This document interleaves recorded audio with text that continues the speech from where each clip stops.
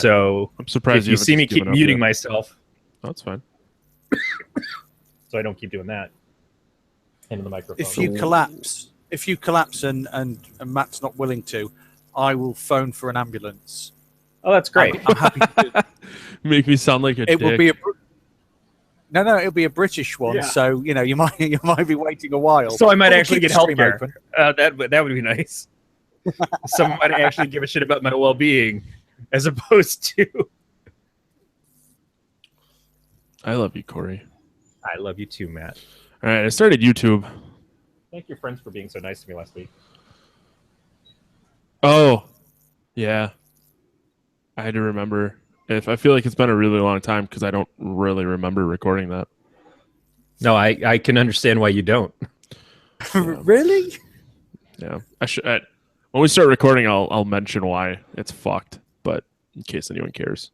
Only like 2 people said something, which is a surprise to me. What about the audio recording? Yeah.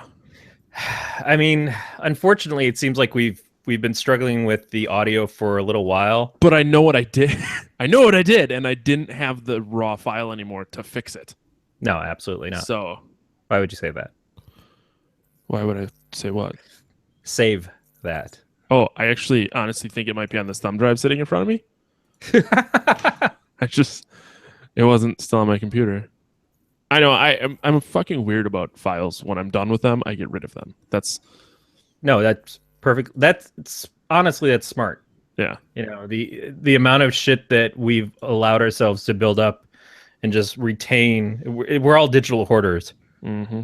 I had to send out emails to people at work because they had like 6 gigs of videos and pictures on their home folders on their work computers. Yeah. Like you don't need that. Yeah. Not at all. I have to say to people on a regular basis, do you really need 50 gigs worth of data on your home drive? Oh God, shit. The 10 years of archives and people's Outlook.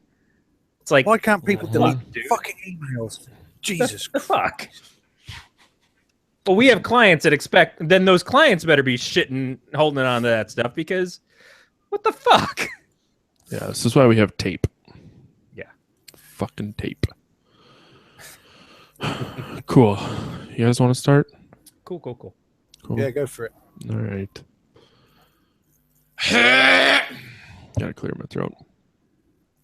Of dick? Welcome to episode 58 of the podcast, a Terra production of the Galactic Network. This is a podcast about things that are scary. I'm your host, Matt Stein. With me, as always, is Corey. I claim I have a cough, but it's really just dried cum in the back of my throat. Scott. Corey, how are you? I'm coughing up all the man juice. Oh, it's nothing but jizz in the back of that man's throat. For more on this podcast, including show notes, contact information, subscription links, you can go to gncast.com/pot. You can chat with us on our Slack channel during our shows by going over to gncast.com/signup. And while you're there, subscribe to our newsletter. The podcast of Chair is very spoiler heavy. We're going to spoil as above, so below this week. So if you haven't, stop listening to this, go watch it, come back. And then I'm going to swear a lot. Also, the important part of that is to come back. Yeah, please come back. I miss you. Baby, come back. Nope. Okay, no one wants to listen to me sing. No, I love that song. What are you talking about? This week we're going to be praising Her Majesty the Queen, tea, crumpets, and delicious fucking hobnobs with one of my top 5 British people. He's the host of Who Knew and Review, which is a Doctor Who podcast, which I fucking hate Doctor Who, mentioning all the news things about Doctor Who. Also, he's the host of the Sci-Fi Survival Guide, which is an experimental podcast as part fact, part fiction, part drama, 100% fucking cool, as well as the voice of Galactic Radio's Sci-Fi-pedia, Darryl Johnston. Darryl, how are you? Yeah, I'm not too bad, thanks. Well, I've brought my payday bar with me to keep you guys company, because I wouldn't want you thinking in Britain it's all tea and crumpets. I went as American as I could, and I'm bringing a Mountain Dew. I love these. I went very American, and I'm just gonna wipe my ass with money. No. It's the most amount of nuts I can get in my mouth. Jesus. Just make sure that it's 100% money for you and only 70% for anybody else who's neither male nor white can wipe their ass with it. 2 minutes in, we're already desecrating legal tender, and Darryl has nuts in his mouth. I Take think it we've easy. set the tone nicely. Eldrick. Yeah. Please do. By the way, completely underselling the show. Sci-Fi Survival Guide is the the coolest fucking show that this network will ever have. Yeah, I thought you were going to start talking about that Who Knew in Review, and I was just going to mute you, but potentially kick you off the show forever. Yeah, we listened to last week's episode. Let's see how that goes. Oh, yeah. So speaking of last week's episode, if you noticed it cut out a little bit. So what happens is when we record these podcasts, they're kind of quiet, and then I have to do a bunch of computer shit to it. One of the computer shits that I do is it takes all the silence out so that when we have awkward silence, when you listen to this, you don't hear the awkward silence. Like right there, but that's going to get pulled out. Yeah.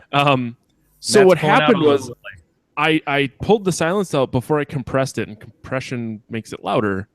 So anytime someone was talking a little too soft, it like cut bits and pieces out. So that's why it's all choppy and shitty sounding. And because I'm not a data hoarder like we were making fun of before I started recording, I didn't keep the actual file to fix it. So sorry. None of that How can you excuses build the complete. suspense? What was that, Darryl? How can you build suspense if you don't have those little pauses? How can you build suspense? Also, how can you have your pudding if you don't finish your meat? I'm sorry, Darryl's here, and I had to. Because I'm an adult and I do what I want. Yeah. I dip meat in my pudding, and then I call it pudding meat. Mm. No, it actually sounds disgusting. Way too easy in that one. Yeah, did we miss anything about Darryl? He's British. He's a ginger. He likes pumpkin spice lattes. The second bit that I texted you. No, don't tell me that. Hang on. Make small talk while I figure this out. I don't make small talk. I'm British. We don't do small talk. Corey's really good at it. Is he's fucking sounds. what about the small talk? Oh, you guys gotta be so fucking. Oh, sex kitten, freedom fighter, fluffer to the chief of police, and all-around ginger idiot. Thank you very much. No. You can't thank me. You wrote it. Yeah, you told me to say it. But it sounds really good when you say it, Matt. You want me to slow down and deepen my voice? Cup the balls. Oh. Darryl Johnston, fluffer to the chief.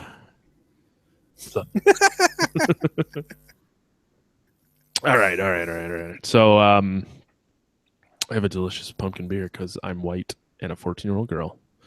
Let's start with news. If you're new to the podcast, Tara, I'm really sorry that you're here for this one. But first, we're going to cover a couple of news stories, and then we'll get into our review and discussion of As Above, So Below. This one. What? I'm really sorry that this one. This is the one that we're apologizing for. That's early. Every episode, we apologize that this is the one that they're listening to. Yeah, I promise it'll get better. Like any relationship involving me, it gets a little better. The first news story we have this week is the Ryan Murphy, who is the director, writer, mastermind behind American Horror Story. Master of Ceremonies. He's hinting at the fact that there's potentially a secret season being filmed at the exact same time.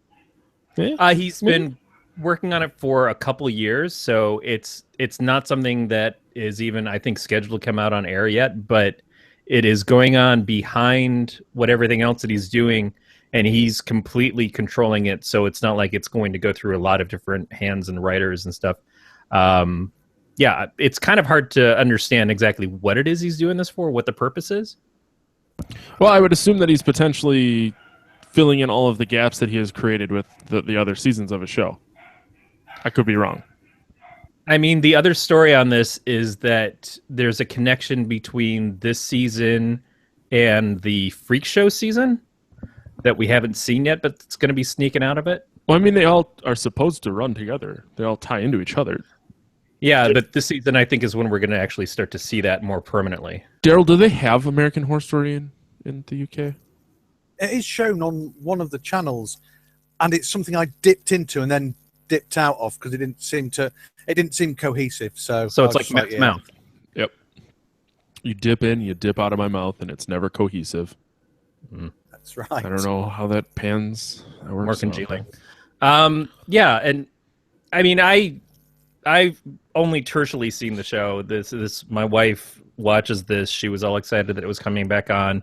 And then it starts up and she's like, I don't know what the fuck is happening for the first 9 episodes of the season. I was really hoping to have a conversation with you guys about it because the second episode was just on.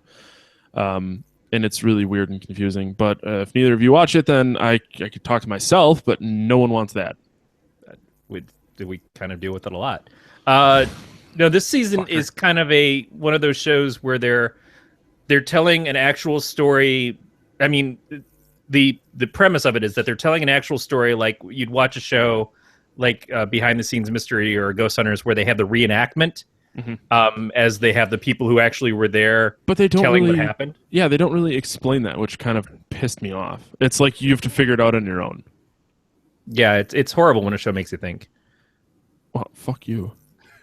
Okay, let me rephrase that. For like the first 2 episodes of a new season of a show that season to season doesn't really go with each other, I feel like there should be a little bit of... There should have been a little lead into the fact that it's going to be people retelling and then people reenacting.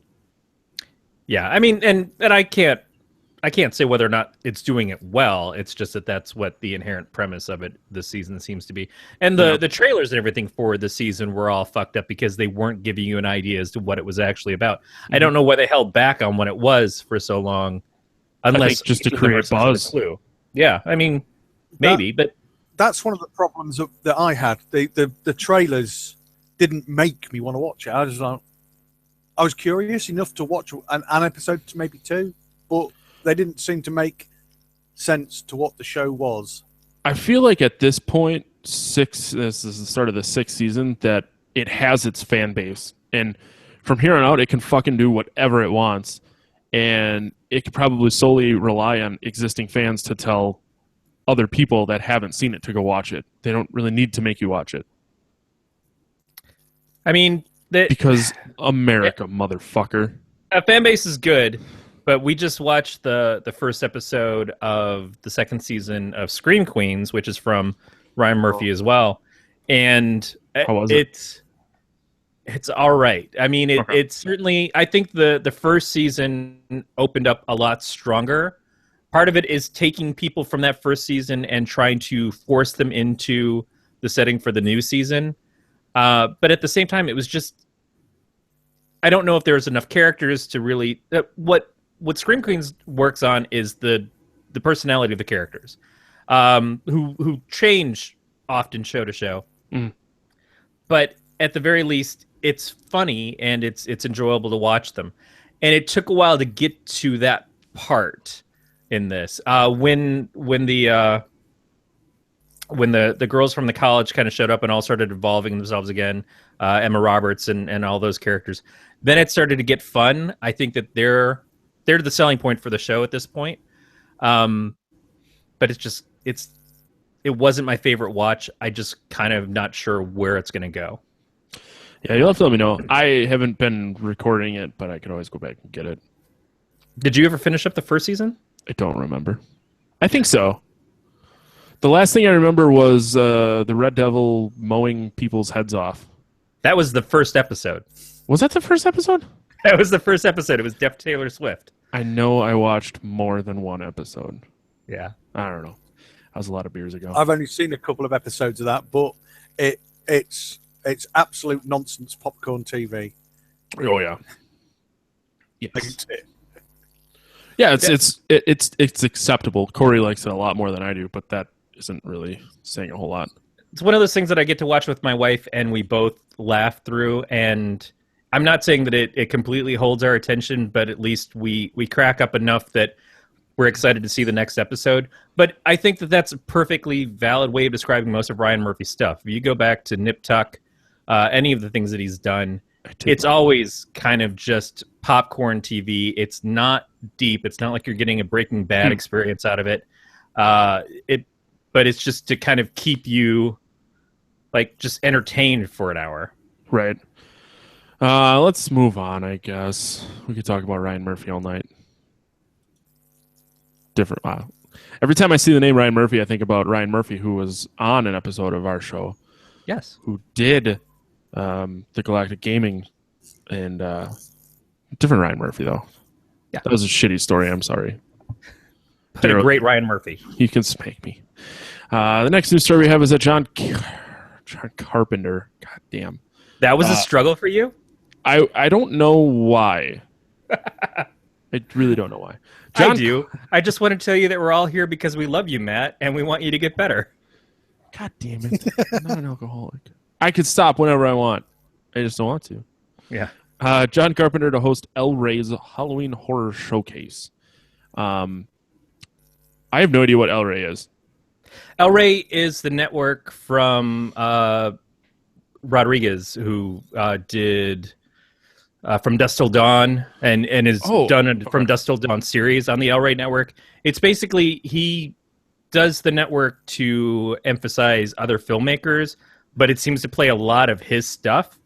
But during Halloween, or actually on Devil's Night, the 30th, which is a Sunday this year, he's going to have a bunch of horror-related films that are playing, and John Carpenter is going to host the showcase, which can't choose anybody better than Carpenter, really. No, for sure. Looks like the list of movies will include Eli Roth Presents Chainsaw, The Visitant, Drudge, The Smiling Man, which I believe is creepypasta. That sounds like a creepypasta. I know there's a creepypasta named The Smiling Man. I don't know if it's the same one. A movie called Nearsighted, Love and Dating in L.A., Jack the Ripper, Come Out and Play, and Leaves. Come Out and Play. Those are two different movies. Oh, wait. Come Out and Play is a movie. Leaves is another movie. The way they have it listed is fucking dumb. And then a movie called Come Out and Play and Leaves. Well, that's what I thought. It was like, hey, come out and play and then leave. That's take the $10 off the nightstand and get the fuck out. change for a cab is on the counter. And then all you need is somewhere in there too, which I think is probably the night before. Probably. It's apparently about clowns. If you get the El Rey network or you have the ability to see it, check that out. John Carpenter. He's a crazy motherfucker. A great musician too. I mean, I've downloaded his couple of things that sound like they should be in John Carpenter movie soundtracks but aren't, that he's done recently and released, and it's all just excellent stuff. I mean, when you see the play that the Stranger Things soundtrack is getting, they're releasing that on vinyl right now. I know at least two people that have already bought it. Like they waited a long time to get it. They're fucking weird, but the John Carpenter stuff is, I mean, it's like the original to what that is, and it's just so goddamn good. Whoa. He was just in Milwaukee. He just did a tour. He was in Milwaukee. Kind of upset I missed it, but moving on. I'm kind of excited about this. I had no idea this ever existed or it was coming back, but a game called Slain comes back from hell on the PlayStation 4. It looks like a side-scroller originally on the PC is now being released on PS4 under a new title called Slain, Back from Hell. It'll hit Xbox One on October 5th. And they have like an updated heavy metal soundtrack to it. I watched like the trailer and I got fucking pumped. Rock hard. Yeah, I saw this and I just pre-jizzed for you. I just knew this is just all what you were going to be into. I would have such a boner. Oh, fuck, it's on sale right now. Ad. Welcome to Podcast of Matt Shops. Welcome to Hanging Out, Darryl. This is the part where I shop. Corey, you want to take over for me? Yeah, so I don't know much about the game. It apparently was originally a PC release, and now it's coming out. I guess it's on Steam as well, but I know that you were a PS4 player, so I wanted to make sure that... Yeah, I do. I appreciate it. I do both, but it depends. Let's see how much it is on Steam. Games like this are easier to play on a big-ass TV versus other games. Like I have, we're going to get off topic here a little bit. There's a game called Mother Russia Bleeds. It's by the same guys who made Hotline Miami 1 and 2. If either of you are familiar, getting blank stares. Think like 32-ish bit. Mother Russia Bleeds is like a side-scrolling fighter game that's just ultra-violent. I have that on PC. It's not really the same. Yeah, I mean, that's the thing is my I've got a decent sized monitor on my computer right now, and I got the Steam controller a little while ago. So when I play certain games, what's in the other room? I have a Razer Xbox controller that plugs Yeah. into USB. which is cheap. that's the thing is you want a console controller, but it's still there's the experience of sitting on your couch, sitting back from your 50-inch TV, or sitting at your desk. It's a little different. Desk stuff, I still think MMOs and that sort of shit. But there's things about side scrollers in those classic Nintendo style games, and this looks straight out of Castlevania on the N64. That screams sit at your couch or sit on the floor with a big bucket of Cheetos next to you and just never get up again. For some reason I thought you were going to say a big bucket of chicken. That also sounds good. Cheeto covered chicken. Hey, Burger King has Cheeto chicken fries. Chicken fries. Yep. Yeah. We should start a food podcast. Well, I think we're going to get to that in just a second, actually. And you've said that you want to do a food podcast for so long. I'm done. As the resident fat man, I don't know if I should be involved in that or not, because I don't think it's going to make anybody feel good when they watch me up on screen talking about shit that they're like, oh, maybe I shouldn't eat ever. See, Darryl and I have a love for food and cooking, and we share recipes a lot. Yes. It's slowed down quite a bit, but now we're coming back into winter, you see, because I think that's when you do more of your wholesome cooking. Is the sort of is what you guys call the fall and winter. Yeah, all those nice dishes, all cheese. Yeah. See, you don't eat meat, so I don't know if I can trust you anymore. My body's a temple, dude. So is mine. That's why I stuff it full of cheeseburgers. It's a something different's worshipped there, Matt. What are you getting at right now? I couldn't possibly say. I'm too much of a gentle man. You don't have to. No. All I know is that it's been 95 degrees for the last couple of days here in California. My kitchen might as well be filled with 1,000 active anal prophylactics because I don't want to be anywhere near that place. It is it is awful, and I hate everything about life at the moment. It's not even supposed to break 60 degrees for like the next 3 days. I'm excited. Yeah, that's what I'm hoping for.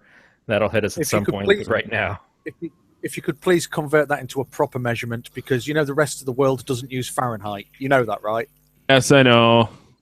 Sometimes. What's that in centigrade? I'm looking it up. We hit 22 today, and that's too warm for me. 15 Celsius. So 60 degrees Fahrenheit is 15.55555 Celsius. That's doable. That's a good temperature. Yeah, it was. Now that I got, let's see, what was it today? It was 25 Celsius today here, and then it's not supposed to break 19, 20 Celsius for like the next couple of days. So that's far too. Yeah, but Darryl, you're in England. You've got a sky made of misery. So I just figured that It's cloudy and rainy right now, though. So I feel like I'm with you, buddy. If the sun ever comes out over your country, you're just going to turn into Australia. If it makes you feel any better, Darryl, I was in Phoenix back in May, and it was 45 Celsius every day I was there. When I was over a couple of years ago in Arizona, it nudged 45, but that was okay. Proper kind of dry heat. Fuck you. Dry heat's dumb. You know what else is dumb? The Japanese and their weird fucking Halloween foods. Which we were just talking about. That is awesome. Trying to bring it back. I'm done shopping. I'm trying to bring it back. Slick. So the Japanese are at it again with their Halloween foods. This year they're making black Doritos, which are garlic flavored. I would eat these. Like Burger King had the black Whopper last year, and I ate one, and my shit was blue, and it was great. And I want to eat another one. I assume that black Doritos would also make my shit blue. So sign me up for black Doritos. If you listen to this and you are in Japan, get at me. I want to buy some of your black Doritos. Yeah, I'm agreeing for that. Yeah, make it happen. When I was a kid, there was Smurfberry Crunch cereal, and it made your shit purple. Yep. And I thought I was dying, and my stepmother, my stepmonster actually, kept refusing to not buy it for him anymore. And so every weekend I go over to my dad's house and they'd feed me this stuff at breakfast. And then I just think the whole time that she was slowly killing me. I felt like I was in a Grimm's fairy tale. Just rat poison. Sorry. Smurfberry Crunch cereal. Yeah. Yes.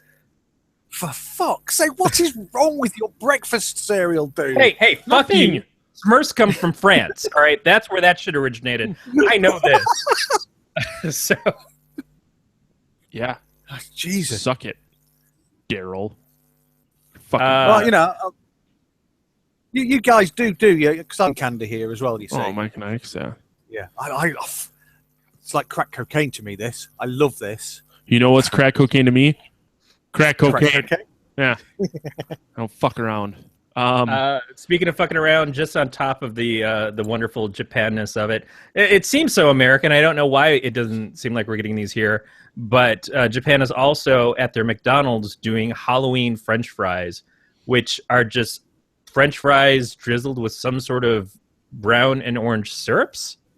I can't tell you what the Halloween flavoring is. They must be pumpkin spice.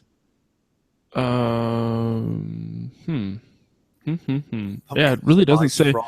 There's 9 pictures of the fries with chocolate pumpkin French fries. Is that what it is? That is exactly what it is. I don't. That would actually pretty good. Pretty good. Yeah, I'd have that. I've had chocolate on potato chips before. Oh, this is so fucking good. There was an ice cream that had that as part of the ingredients for it. There was it was ice cream. Ben and Jerry's. It was late night snack. It was the Jimmy Fallon. I may or may not have eaten a few hundred pints in my day. I didn't have that one. It was a completely different brand. It was only at our Safeway for a short time, but it was amazing. They had a few different cool flavors like that, but that one was like we were all over it. So yeah, maybe this isn't terrible. It sounds at least interesting. Unfortunately, it's about as Americanized as you can get. All it's missing is bacon. Just put some fucking hard, crisp, mapleized bacon on there, and the Japanese are a little bit bonkers with their food concoctions. Well, their entire culture, and their entire culture is all about emulating the American culture, the British culture, but in a Japanese way. So that's where you get these weird concoctions turned up. I mean, you're talking about people who probably do squid-flavored bloody Kit Kats. I had a squid-flavored beer last year. It had squid ink in it. It was an IPA with squid ink. It was fucking blacker than night. No bueno. No bueno. So if the Japanese are supposed to emulate the Americans, why do they love black metal so much? That's a Norwegian thing. Well, everyone loves black metal, right? That's true. Not Corey. He's scared of it. I like stuff that's melodic. I like ELO. They have melodic death metal. I've listened to it. I started out as a young lad listening to things like Yngwie Malmsteen. I understand. It's just that somewhere along the way, I leaned back to my melodic roots, like the Beatles and the Monkees and things like that. Corey, it's fine. Some guys like wearing blouses. That's okay. I do. This is a true story. I was wearing a blouse. There was a top of my mom's that I used to wear proudly, just graciously, and everybody seemed to really like it on me, especially some dudes who were maybe been a little questionable, and it was just like one day I'm sitting there, I'm talking to my friend Erica, and I just kind of have a realization, and I say suddenly, I don't know whose underwear I'm wearing. I think they might be my mother's. And she said, well, that makes sense because you're wearing her blouse. I'm like, yeah, but this is a little weird. They were not my mother's. I asked her. Oh, the 80s were a great time. Matt, I'm so sorry. I didn't think it would lead to that. I am so sorry. Me neither. So there's been a handful of times where I have fake fired Corey on the show. I'm having a moment that I'm seriously I'm sorry. it. You're discriminating against me? We're going to have a lawsuit involved? That's fine. I know this is the podcast. I know this is the podcast of terrible, but please keep the true terror hidden, please. Please. Did you sneak in a terrible in there? I heard that. Podcasted terrible. I get it. No, I get it. I said terror. Uh-huh. No, You fucking no. If I thought you were terrible, I wouldn't be sat in front of the laptop right now. No, I just assume you're trying to hawk your Doctor Who bullshit to more people. Get your fucking Doctor Who propaganda out of here. We are terror, but we are definitely not able. No. Do you know how tempting it was to say, I think you should do this and give you a Doctor Who episode to watch? Oh, I would have watched it for you. For you, absolutely. Yeah. I would have done it. As it is, I feel kind of like you knew what you were doing giving us this movie and totally fucking with me. Because I've mentioned multiple times how I freak out watching films where people are crawling through tunnels and the ground because I'm so extremely hyperventilating because I'm so claustrophobic that I figured this is just a big fuck you to Corey. And that's going to make me question my life and want to go borrow some of my mom's clothes. On that note, we should probably actually start formally talking about the movie. Or not. Oh, these links, they're just segue in. It's perfect. You've done this before, haven't you, Matt? I've done this roughly 57 times already. Roughly is enforced. Yeah, let's go ahead. Yeah, so As Above, So Below is a 2014 movie film. It's about... trying to think of a good way to describe it. It's a lady. It's like Goonies.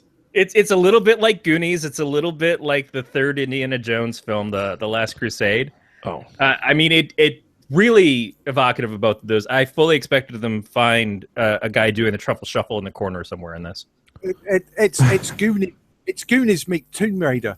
It's a little bit Lara Croft, a little bit Goonies. Or National Treasure, because we're American here. Fuck you, Darryl. National Treasure is one of the worst films ever made. I said it was good. No, because there were two of them. One of them. Guess what the other one is? Oh, boy. We apparently have some viewers who will be very cross with you if you diss Nicolas Cage. And I say, fuck him. Yeah, Nicolas Cage is hot garbage. I know who you are, listeners. Fuck you.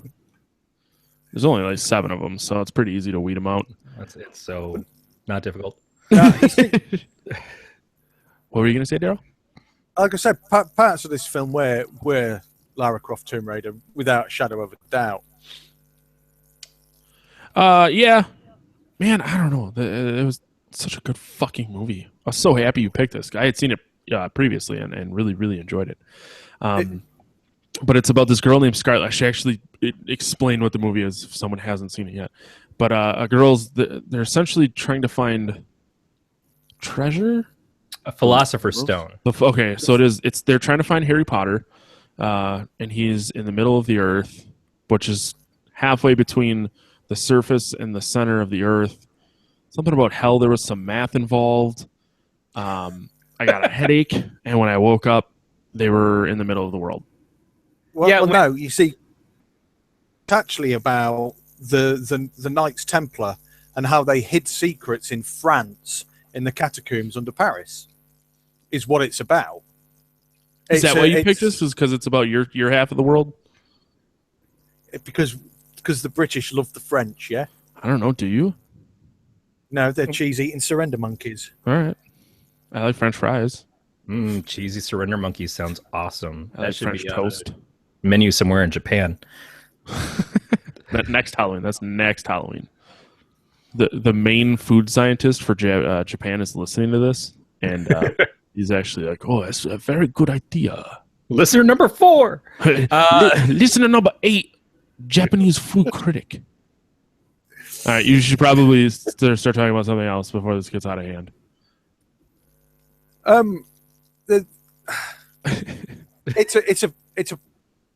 It's a found footage film. Always done the in best. the same style. Well, it's found footage without being found footage. Yeah, It actually I love has a guy. One of the stars is from another found footage movie, and this is the shit that he just keeps doing. Apparently, Who? the American guy who is fixing the bells in the place in Paris. George. He was from Cloverfield. Oh, he's also in Superstore, Yes, which yes, I he is. watched right after this movie. But who doesn't love a shaky cam film? Depends. If it's pornography, I'm in. I was gonna say you don't see shaky cam like making its way over to things like romance or any of those. Like, Not yet, at least. Just doesn't seem to work. Porn, yeah, not a lot of romance in porn, but maybe. Base all my relationships on pornographies, so I assume that is romance. No. Hexabron directs Matt Stein's Sexual Favor. Wedding him night drinking in a corner shenanigans going, number 14. Where'd she go? Why doesn't anybody love me? Why doesn't anybody love me? Just touch me once.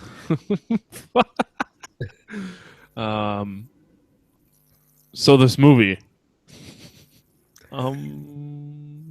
Where are we? Where are we in the movie? So they find the stone. Okay. Let's rewind it a little bit. This girl who's Scarlett, and then her love interest George, who randomly fixes clocks, which I think is fucking strange. They are going to France to enter the catacombs to find the Philosopher's Stone. Then they find out that Harry Potter already has it, and then they have to go to Hogwarts and fight him to the death in a game of Quidditch. Yeah, it was too bad because they couldn't say George's name for most of the movie. They just called him you know who. Who shall not be named. Yes. No, seriously. So they go into some weird nightclub and talk to some French gentleman who is supposed to know how to get into the catacombs. So some Americans team up with some French people. So I believe that there are undertones of racial equality, cultural equality, ethnic equality, whatever. They find the Sorcerer's Stone, and then that's when shit starts to go south. And they find that they just have to keep going further and further to the center of the earth. At one point, they think they're like 1,000 feet underground. They enter essentially hell. There's the point where they read the wording and it says, "Abandon all hope, you enter here," which I recognize from Dante's Inferno, and obviously it's talking about leading into hell. She recognizes that you'll have to crawl on your belly to enter hell, and they're all having to go through these catacombs and stuff. So that's essentially what happens, and everything. I'm gonna keep bringing it up because it's just so fucking good, and it's the end thing right now. It's what Pumpkin? No, Stranger Things. It's the Upside Down almost. I mean, it really is. But it's more like the Upside Down because it's the reverse of everything that they started out. So they have to go further down to get up to the top, essentially. But it turns out that it's all the wrong place. Which, I mean, at the end of the movie, they get out. She pushes down on like a manhole cover, and they slide it out, and then they get up. But I want to see what happens. Like, is everything fine? Is everything normal, or do they end up in like some ass backwards, like like you said, the Upside Down, where it's like if the surface was underground of the Upside Down is this is the underground of the Upside Down really the surface? Does that make sense? I feel like I should have smoked a bunch of drugs before explaining this. Well, I've actually smoked a bunch of drugs because the experience they have is very similar, not to a bunch of drugs. Well, yes, to a bunch of drugs. Yeah. In too much away. But is hypoxia, which is loss of oxygen to the brain. Mm-hmm. But also the same sort of sensation you get coming out of anesthetic, such as ketamine, maybe. So once someone the internet told me. Are you insinuating that they're dead? No, okay. I'm insinuating that this is all about a staged journey on ketamine. I actually think there's more to the story. I think it's all about French dude putting on a freak show. Yeah. I like your logic. First of all, let's start off. Darryl, you're more worldly than I ever want to be. So every movie that starts out to dumb Americans is we're going to go find somebody that we're looking for in foreign country X. So it always winds up taking place. That person is in a club somewhere.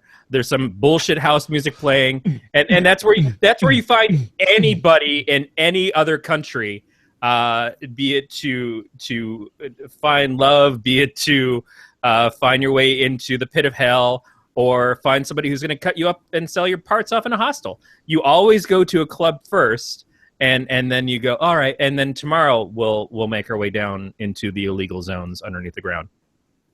Is that true? Is that all that you guys have outside the U.S.? I imagine that must be it. That's what I've been led to believe. Hollywood doesn't lie, correct? Never. Hollywood never lies. Now I can only speak for the gentlemen's tea rooms rather than the seedy nightclubs of Paris, but it's a similar sort of thing. I call bullshit. I feel like you've been to the seedy nightclubs of Paris. Not Paris. Shit. The seedy nightclubs of where? Denmark. I gotta ask for a friend. For a start, let me bring this back to the movie. No, I know you took notes. I want to know about seedy nightclubs for a friend. They're asking. I'm just kidding. You can actually talk about the movie. No. There's a collection of underground clubs which tours locations in the UK where things happen. They used to.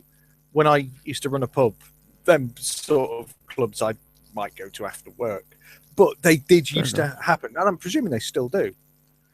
And that's probably why you get scenes like the crazy chicks in the hood.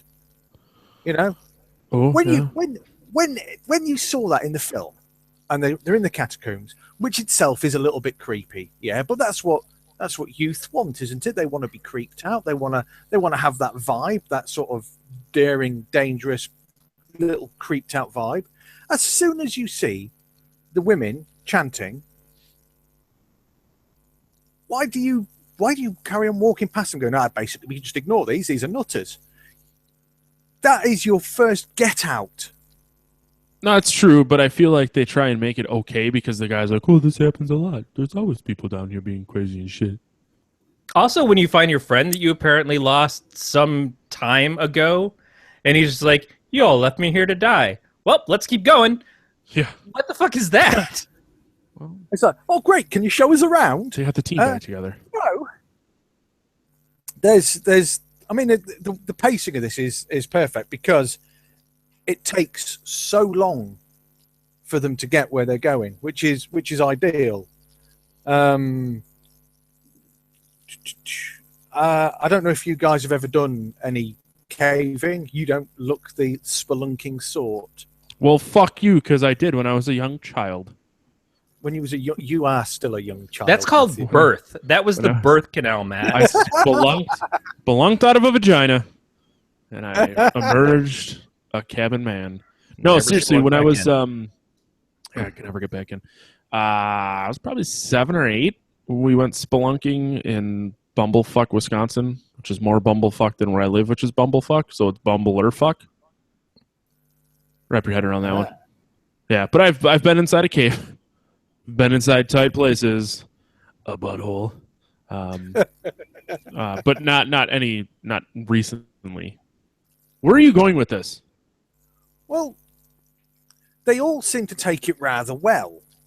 First of all, it's getting into it, yeah, and the point is they've adrenaline must be ramped through the roof, yeah, right. And when adrenaline starts to decompose, yeah, that's when crazy shit happens. Mm-hmm. It's so claustrophobic. It's so, intense in your mind. If you was in that situation, it would be mental. As soon as that phone started ringing, you would lose your shit. Oh, fuck yeah. Yeah, I mean, all these young kids in there already are probably like, what the fuck is this? It's connected to a cord. I don't understand how that works. That's not a phone. But they all seem to take it quite well in their stride. And I'm not saying that scene, whilst it was, the fact that they saw the phone spoilt it for me. Because up until then, it was quite creepy. The phone, the piano, the random piano that people, and which again, straight out of fucking Goonies, is like, here's a magic piano that's going to open a portal for us. But just in general, I mean, we kind of skipped over this, but Scarlet at the beginning of the movie starts out in another place, and she's in catacombs there, and a lot of shit goes down. And as she's running out, she sees a body hanging from the ceiling as she's trying to escape this place as it's having a cave-in. And that is what gets revealed down the road is representative of her father who killed himself. And that's what they find as they go along, is that each of these people, as they go into hell, they face up to their past sins, some major past sin, which I guess for the one girl, the first one who dies, was leaving her friend down in the caverns before, because he winds up killing her. I'm not sure what all their sins are, but hers is that her father called her when he was going to kill himself, and she ignored his call, and then he hung himself, and so that's what she's kind of dealing with.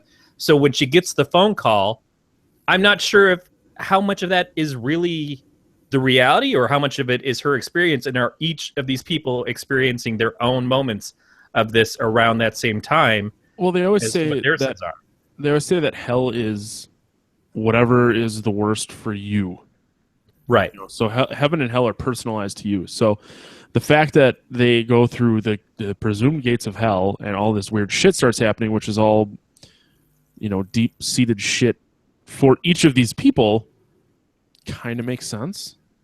I mean, I don't know what Benji's sin is that he gets killed by the woman that lust, because he gets killed by the woman that he was kind of like into earlier in the film, and he was like, oh, she's got nice legs. At some point, I'm going to fall down and get crushed underneath my own. I don't know what his actual payoff for that was, and so that's where it kind of falls apart for me. Well, did they ever insinuate that he was like married or anything?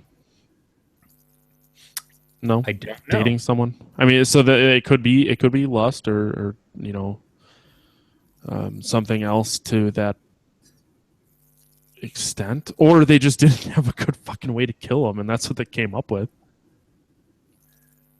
I know that movies never ever do bad ideas or dumb shit, but it's potential that this was just a bad idea or dumb shit. Yeah. Oh, I definitely think it was probably a bad idea. Hey, Matt, let's go and romp in the catacombs. I said romp as in the gambling, you know, sort of not in the hardcore romping.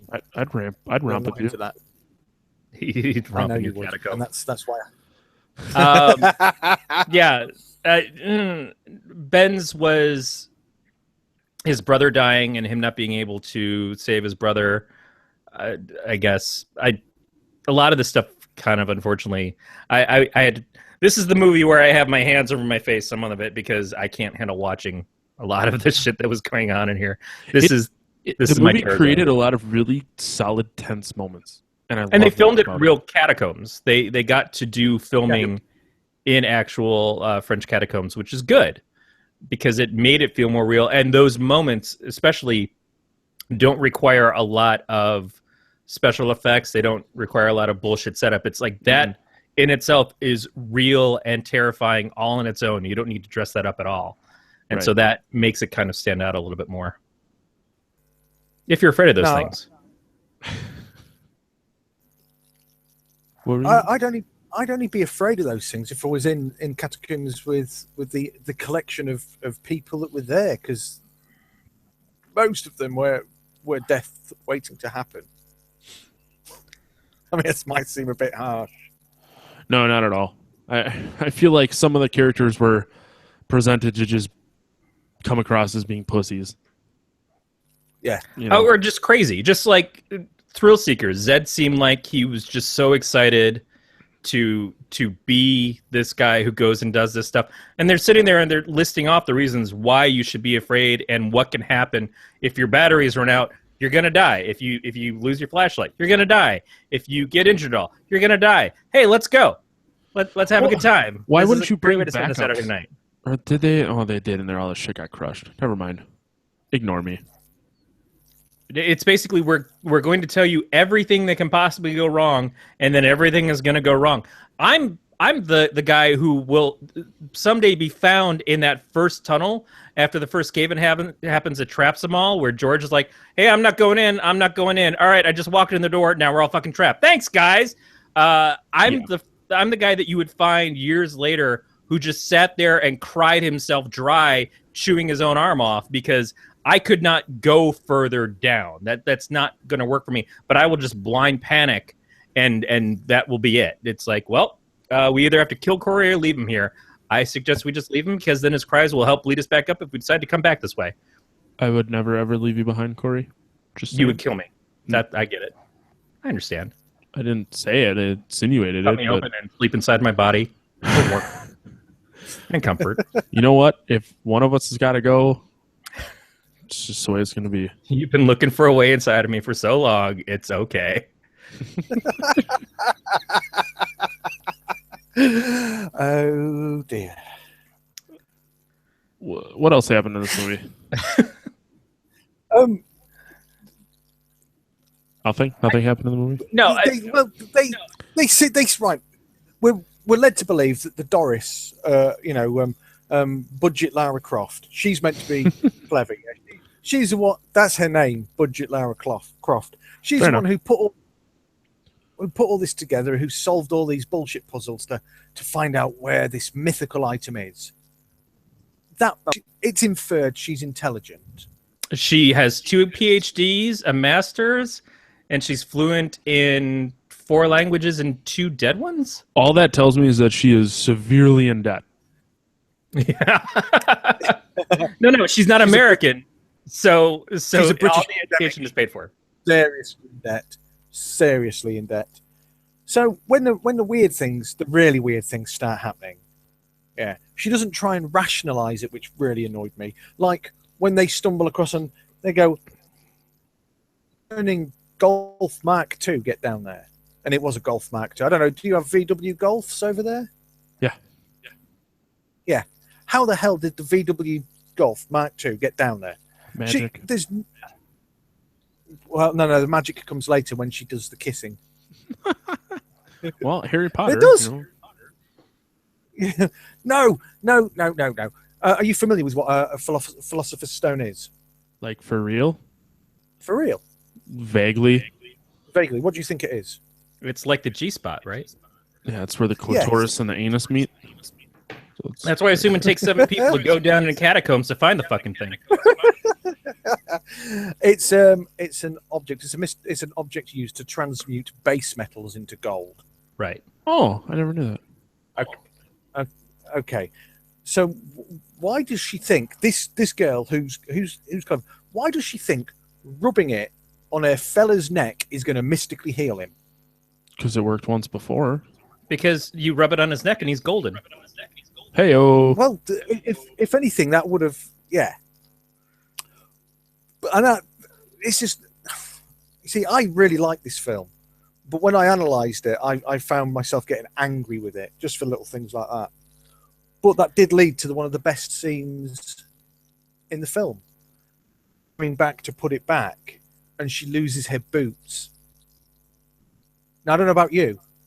Yeah, she loses her boots. I'm trying to figure out why this is your favorite scene. Because Darryl likes feet. Why? There's nothing wrong with that. No, because that's the thing that would scare me the most. Yes, barefoot. Yeah. Nope. It's like, when she's wading through blood, running over bones, whatever. Yeah, that is the thing you want your boots on for. Otherwise, you're just going to fuck your feet up. If you fuck your feet up, you cannot get out of the catacombs. You're going to have a hard time making money online on some of those impressive websites. Or maybe not. I don't know. I don't frequent those things at all. I feel like I wouldn't give a shit if I had shoes on. I just want to get out. Oh, dude, no, I think you'd care. Well, I would never be in a random ass set of catacombs, so this is a non-issue for me. When you come over to England, you're going in catacombs whether you like it or not, boy. Matt would just John McClane it. He's just like, Yeah. Well, Keep it MacGyver's coming back, so I'm gonna get some fresh ideas on how to do shit.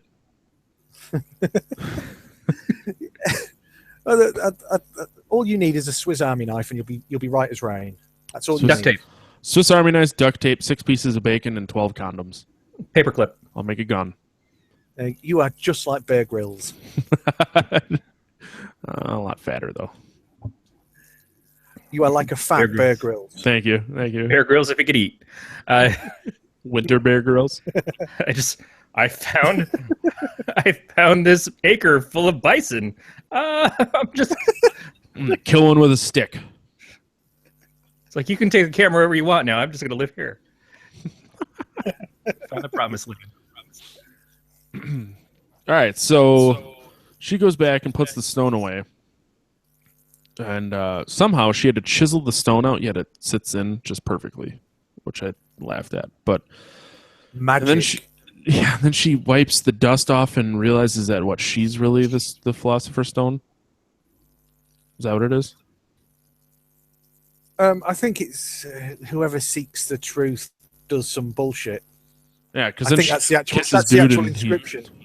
And then she kisses George, open mouth, tongue kisses him, and then he's healed. Well, I don't know wasn't about you, willing to but do when that I get to Susie. She's like, I can't heal Susie. No, she's fucking dead. No, I can't kiss her. And that was, we saved time for that, and that was college. You have to open mouth, tongue kiss her butthole, and that'll bring her back. Much better movie. That's some catacombs. I'm trying to think of a porn name for this. As above, so below me. Right. Sorry. No, that's good. Not my best work, but that was solid. I should see if they're hiring for pornography film namer. No, because everybody does that. That's everybody's favorite thing to do is just like, what would the porn name be for this? Yeah. This week on the Podcast of Terror, Corey dashes my fucking dreams again. I'm here. I don't even know why I keep having you humble. Whatever. Because I fill in the news for you. That's true. Because I can't search the internet myself. Nah. You prick.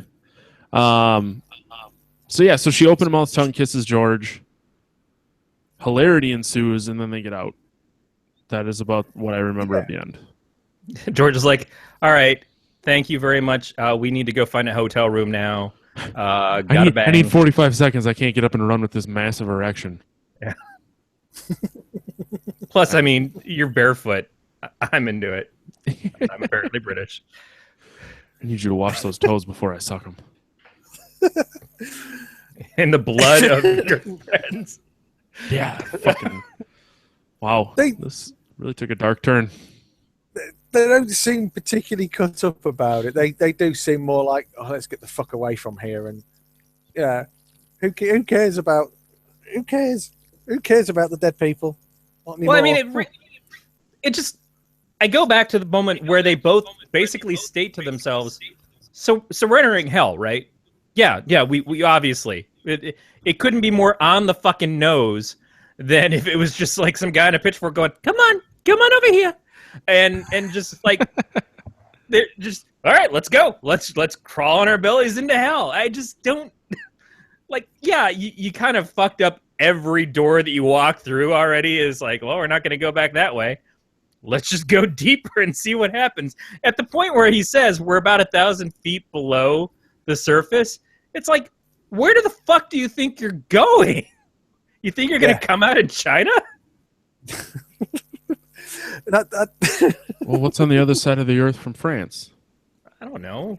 Under France.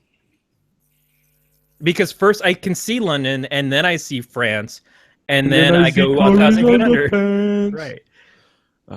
I'm literally Googling what's on the other side of the earth from France. See what the internet tells me. What's opposite? Come on. Victory. As far as an exit strategy goes, deciding to go deeper into the unknown with no particular map. The ocean, by the way. Yeah, really? It's just east of New Zealand. Would be straight through from France. Well, so you keep going, and eventually you'll come across some penguins. So it's in the South Pacific Ocean, just east of New Zealand. I found a website called Antipodr, Antipodr. You put in what you want, and it'll tell you what's exactly on the other side of the earth from you. Not my house. Okay. Sorry, We're now an educational podcast. The more you know, kid. No, for an intelligent woman, she was a bit stupid, and I think that should be the tagline of this film. Well, it's one of those. There's a few conceits that basically have to happen in this kind of movie, and you have to have the lead person be the one who's so gung ho that they will tear priceless artifacts off the walls in museums and start pouring chemicals on them just to see, and then everybody else has to ignore their better thought process. Like, don't do that, don't do that, do that. All right, let me help you do that. It's just, that's the kind of bullshit that you expect in a movie like this. Also, the other bullshit of the one lone black guy that we have in the movie has to be the cameraman, and also is one of the first to die. That's some things you can't not do. That's actually a bit of the film that I took quite a bit of exception with, because, and I labelled him on my notes as South Park would, because he was token. That is it. Yeah. And it's just like, you've given the guy something to do, but you've given him so many character flaws that he can't actually do it. He was wetting his pants by the time he was in the catacombs, which suggests to me he wouldn't have gone down the train tunnel in the first place. And that thing, I hate to say it, but I think they put him in there. I'm surprised they didn't make him a gay lesbian as well. I think they put him in there just to tick a box. And I don't think I'd have much rather have expected that behaviour that he exerted from one of the girlies. Yeah, I mean, but that's par for the course on these things. Unfortunately, is sometimes they couldn't make him her ex-lover George, who is also a doctor. I don't know why. You know, it's a simple thing to harp on. There's 6 people in the movie, and he happens to be one of them. I guess it's maybe slightly better than them all being white, but not a lot better. I suppose at least they had French people. They're you know, that ticks the diversity box, right? French people from the club. Fucking French people. The film that this most reminded me of was Cube, which is one of my favourite films of all time. I do like that movie a lot. Especially as they used the same location multiple times. I actually thought that's the bit of the cinematography which I really liked. I think it's clever use. I'd have probably killed them all in the catacombs if I'd have written it, but that's, you know, it's weird because we get what is essentially we get survivors. We get more survivors than just the simple 1 or 2 people, the couple that usually would be the survivors of a horror film, or at the very least the one woman survivor, the final girl. We get 3 people live from this, and we get was almost, I mean, as close as you can get from something like this, a happy ending. They get out, they realize they're all out, they all embrace, and then Pap, I guess, is the one who survives with them. Yes, it was Pap. And they hug, and then he's like, now I got to go fucking deal with what I just went through, losing now my other 2 friends after finding the third one and losing him again because he killed one of them. It's like, but it's so weird that that's just where it stops. You know, we don't get a final understanding of if they're in the real world, if they're just like they've come out into the entire world of hell, or what. There is that kind of moment of we survived, but did we?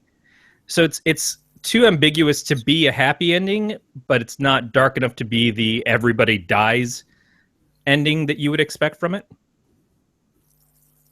Yeah, shame that. Yeah, but there's no like resolution. They just get out. And we talk often on here about how we like things spelled out a little bit better sometimes. Sometimes I don't mind it, but in this one, it's just, you don't have to tell me everything, but you at least have to give me some idea, because it didn't even seem like they were facing up to the question of, are we okay or aren't we okay? I would rather at least an establishment of it's still a mystery than to just kind of stop where they did. You see, if I could choose the ending, I'd quite happily get out of the manhole and all just sit there rocking backwards and forwards, crying, yeah, and then get stabbed by a mugger. That is how I would end it. Well, it's kind of fitting and funny that like Pap gets out and just walks away. He's just like, "Fuck it, I'm out." Yeah, but I still think, you know, that.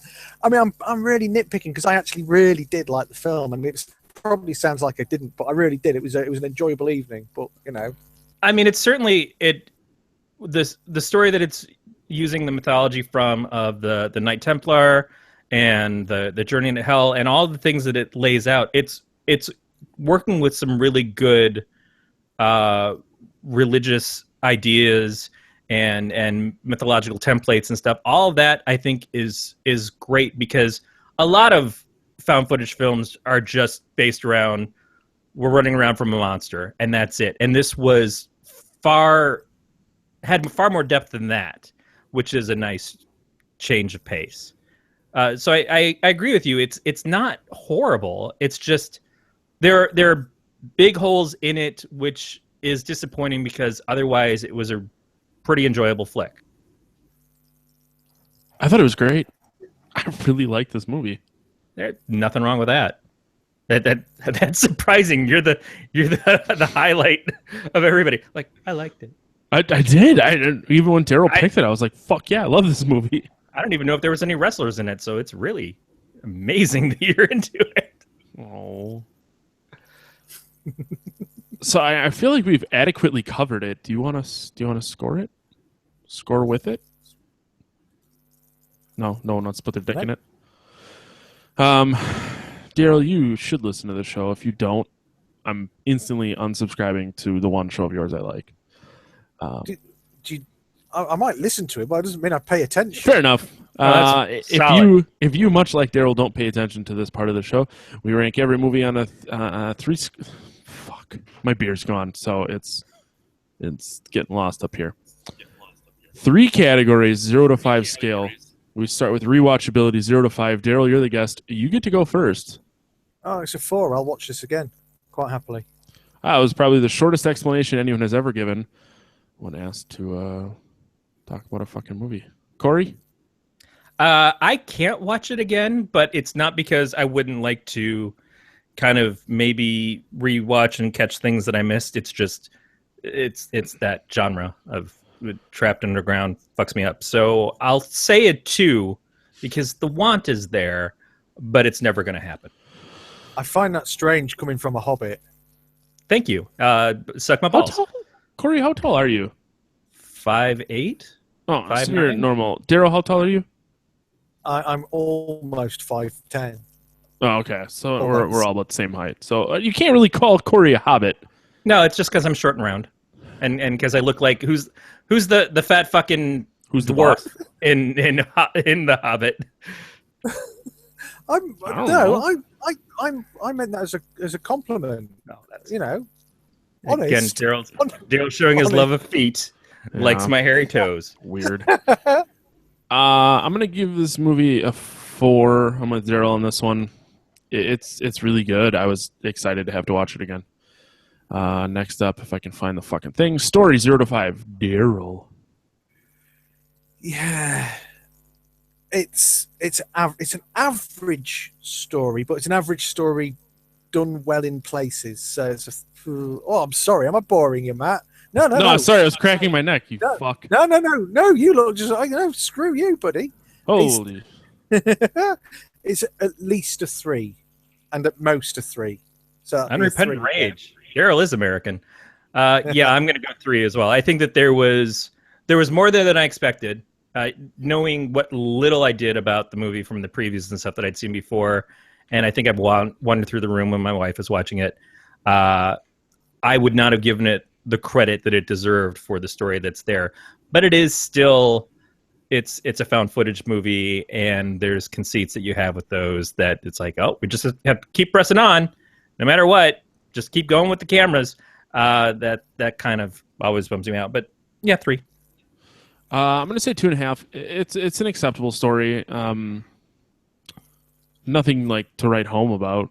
It's a little different than other things that have come up, but I don't know. I don't feel like it's breaking any new ground here. Telling you, watch Goonies. Watch Goonies tonight and see. No, yeah, I'm just gonna eat a pizza or something. Do something a little better with my time. Now I'm really excited to hear Corey's on this one. But Darryl, you get to go first. Scariness 0 to 5. Scariness. Again, it's probably 2.5. Fair enough. It didn't scare me that much. No, I'd have gone down the catacombs. Corey, I have to give it a 5 because I wanted to cry. Pussy. As soon as the guy with the camera, Benji, is trapped in that first moment, just as soon as I knew that I'm watching something that has people in catacombs, I'm like, fuck. Yeah, I can't do this. But nothing else about it was scary to me. I did love the moment, though, and as sad as this is, I love the moment where Benji just comes crashing down to the floor and just like, hey, where's Benji? Foomp! You know, not a scream, not a nothing, just that was because it was nice and sudden, even though we knew that somebody had been walking up behind him. The woman was up there with him, and he turns around and was like, hey, what's going on? We saw nothing. It was just immediately flop. I thought that was pretty good. I'm going to give it a 2.5. It had a few acceptable jump scares, nothing earth-shattering or groundbreaking. So, yeah, middle of the road at best. Terrific. I probably found bits of the film scary in the wrong place. What do you mean by that? The obvious bits that you're meant to be scared of just didn't, because it all led to being obvious. But little things like the glimpse of the crazy girls, yeah, that was a bit creepy. And some of the carving on the rock on the walls, that things like that, just little incidental bits. And wading through blood, crawling through hell, that's par for the course, isn't it? It keeps the tension high, and that sometimes is a replacement for actual fear. Is you just feel so tense that it's similar, and it raises the hackles in much the same way. Yeah, whatever Corey said. Fucker never makes any sense. I try not to. Anyone have any final thoughts before we get out of here? Otherwise, I'm going to start doing the outro and then fuck all of you. No, all right. Darryl, you can put nuts in your mouth for the next 30 seconds, then you got to talk. So. You can contact us by leaving us a voicemail at 805-328-3966. You can email us at pot@gncast.com. Leave us a message on our website. Simply put, we want to hear from you. Tell us what you like. Tell us what you don't like. Tell us if we should put more nuts or less nuts in the British man's mouth. Yeah, just tell us what to do different. We're here for you. You can follow the show on Twitter and Instagram at Podcast of Terror. You can subscribe to the podcast via iTunes, Stitcher, Google Play, or any of your favorite podcatchers. Leave us feedback, whichever one you want. A nice little sexy review. If it's funny, we'll read it on the show. Actually, if you send us anything, I'll read it on the show. We're not proud. No. And why should we be? Yeah, we're just fucking two guys in our bedrooms. All subscription links can be found at gncast.com/subscribe. Finally, you can follow us on Facebook under Galactic Netcasts. Darryl, where can all the nice people find everything that you do? They can also find me on Galactic Netcast. No way! Yeah, I know. gncast.com. I know. I'm part of the family or something, so you can't fuck me. Not against the rules here, Darryl. Not against the rules at all. This is a good time to re-mention. It's been a while since we said it. There's Galactic Netcast has all the separate shows you can listen to individually, or you can subscribe to the mega feed, which will give you all the Galactic Netcast content. And I suggest if you're just getting to know us, if you've only listened to one show or maybe two on the network, try the mega feed for a while. because it will help you find out what else we have going on. It's always updating. There's always new stuff happening. And it's worth it to see maybe the stuff that you're missing that you don't know. You might check out some of Brad's shows, the one that he and Nessa and Dave do together, Alien Invasion. There's a lot of great stuff on the network, so give it a shot. We're definitely an anomaly here. It's mostly sci-fi, and we're just kind of out there on an island, but Dave was nice enough to let us do this. It was also brought to my attention by our friend and YouTube watcher, Top Knot, that I read the phone number too fast. So the phone number, in case you missed it, is 805-328-3966. And that always is in the show notes as well, anytime if you go to gncast.com/pot. If I put it there. I've kind of given up on. I've given up on life. All the show notes are just going to be pictures now. Pictures of ham sandwiches and banana peels. Now I'll have to put a ham. Can we do that? Because that would really speed. The fuck you want? Well, we can do it because this is America. I don't know if you can. You're over there. Yeah. In the British land. Do you want to know what I've got? Do you want to know what I've got coming up, Matt? Yeah, I do. Yeah. No, say whatever you want. But you haven't asked. I was feeling really sort of. Obviously, I do the Doctor Who podcast. That's every week. It normally comes out. I know you're an avid listener, Matt. You're one of the 12 listeners that I have. 12, motherfuck. I know that's one more than the Else nerds. But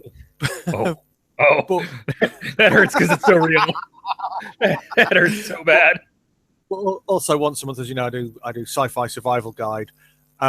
This month of September, because I was really lazy, I've been doing my own Conspiracy September month. I figured September's a good time for conspiracy theories, seeing as there's always big ones up.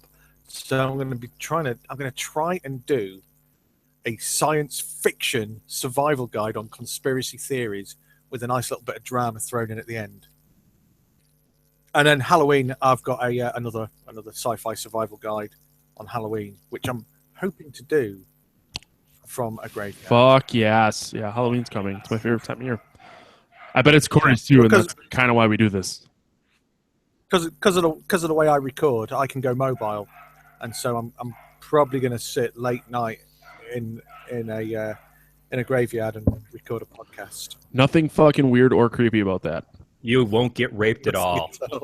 I hope it goes great. You might get the ending of the movie that you wanted. Oh, Mugger's gonna stab him. Don't get stabbed, please. Go barefoot. It'll help. They won't have reason to steal your shoes. Take your shoes off and let a mugger stab rape you. I don't know what that is, but I might incorporate that into the Sci-Fi Survival Guide. What, getting stab raped? Stab rape episode.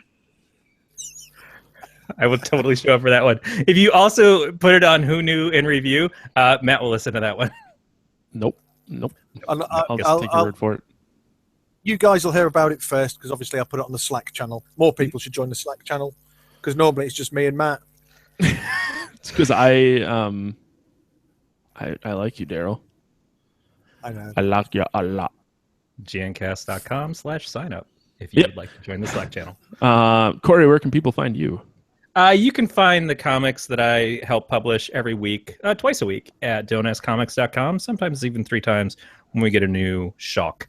But that's the best place to check out anything that I'm working on right now. Tits. You can follow me on Twitter and Instagram at MattTheLifeGuard. 2 T's, MATT. Where can we follow your tits? You can follow my tits by probably Instagram. A lot of tit pics on the IGs, on the grams, if you will. Hot, yeah. HEWT, hot. Once again, Darryl, thank you very much for staying up super fucking late. It's midnight there, right? 12:30.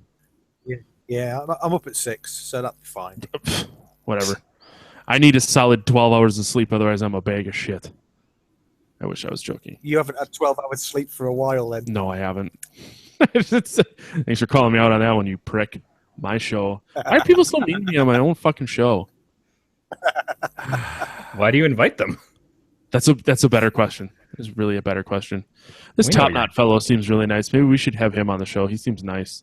Okay, I'll reference more about that later. Oh, he's going to shit talk you when we get off the air, buddy. Whatever. Thanks again for listening to another episode of the podcast. Harold Dankle Johnston. Darryl, thank you again for staying up super late to hang out with us. It was fun. Pleasure. Yeah, so for the fourth time, thanks again for listening to the podcast. We will talk to you guys next week. All right. I have paused the audio recording. I can... Oh. Okay. Darryl, you can go to sleep. I'm going to stop the YouTube and then do our ad and all that shit and get the fuck out of here. Excellent. Enjoy the rest of your Sunday. You too, buddy. Take care. Thank you, Darryl. Cheers now. Bye. Later. Bye, YouTube. More importantly, bye, Top Knot.